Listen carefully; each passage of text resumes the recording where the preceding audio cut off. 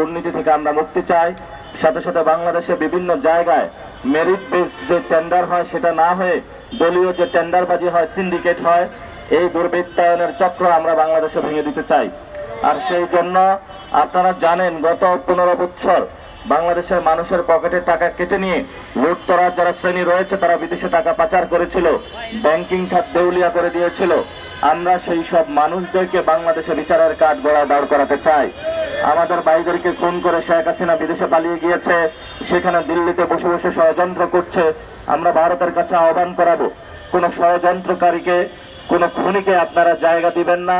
তার ফাঁসির রায় হয়েছে, তাকে বাংলাদেশে আপনারা ফেরত দিন এবং বাংলাদেশে আমরা তার যে ফাঁসির রায় হয়েছে তা দ্রুত বাস্তবায়ন করতে চাই। বিভিন্ন রাজনৈতিক দল নির্বাচনী মাঠে যারা সংস্কারের এজেন্ডাতে রয়েছেন, আমরা সকল দলকে আহ্বান জানাবো, শহীদদের দিকে তাকিয়েও হলো আপনারা গণভোট হায়ের পক্ষে কাজ করুন।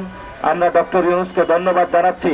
এই সরকার গণ অভ্যুত্থানে শহীদদের মর্যাদা দিয়ে তাদেরকে তাদের যে আকাঙ্ক্ষা স্পিরিট রয়েছে সেটার প্রতি মর্যাদা রেখে হায়ের পক্ষে ক্যাম্পেইন চালাচ্ছে। এটা বাংলাদেশের স্পিরিটের জায়গা, এটা কোনো দলীয় স্লোগান নয় যে গণভোটে হা দিন। আমরা সেটার সাথে ঐক্যমত হয়েছি। 10 দলীয় জোট প্রত্যেকটা জায়গায় বাংলাদেশ জামায়াত ইসলামী, খেলাফত মজলিস, এবি পার্টি, খেলাফত আন্দোলন থেকে শুরু করে বিভিন্ন দল প্রত্যেকে আমরা হায়ের পক্ষে ক্যাম্পেইন করছি, কাজ করছি এবং জাতীয় নাগরিক পার্টি দীর্ঘদিন ধরে সংস্কার প্রক্রিয়া স্পষ্টকরণ সহ গণভোটে হায়ের প্রক্রিয়ার জন্য কাজ করে চলছে। জাতীয় নাগরিক পার্টি বাংলাদেশের মুক্তির লড়াইয়ের যে সংগ্রাম রয়েছে সেই সংগ্রামের জয়যাত্রা অব্যাহত রাখবে। ঢাকা 8-এ আমরা দেখেছিলাম এখানে অনেক খুন করা হয়েছে। 28 অক্টোবরে এখানে শহীদ ভূমি রয়েছে। শুধু তাই নয়, শাপলাতে আমাদের আলেমদেরকে খুন করা হয়েছিল এই ঢাকা 8-এই। শুধু তাই নয়, এখানে সাম্যকে খুন করা হয়েছিল। আমরা একটি হত্যাকাণ্ডের এ পর্যন্ত বিচার বুঝে পাইনি। এই বিচারগুলো বাংলাদেশে আমরা দ্রুত বাস্তবায়ন চাই। সাথে সাথে ঢাকা 8-এ আমরা নারীদের জন্য নিরাপদ আবাসস্থান গড়তে চাই।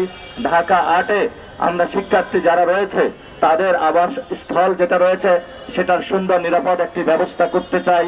শিক্ষক, বুদ্ধিজীবী সমাজ থেকে শুরু করে ছাত্র এবং ব্যবসায়ী যারা রয়েছে তাদের মধ্যে একটি কানেক্টিভিটি তৈরি করে যার মাধ্যমে সুন্দর একটি ঢাকা 8 গঠন করতে চাই, যাতে কোনো শিক্ষার্থী এখানে টিউশনি করে চলতে না হয়, বরঞ্চ সে প্রথম বর্ষ থেকে বিভিন্ন কোম্পানিতে গিয়ে সেই কোম্পানিতে গিয়ে ইন্টার্ন করে বিভিন্ন জায়গায় তার যে কার্যক্রম ক্ষমতা সেটা গড়ে তুলতে পারবে।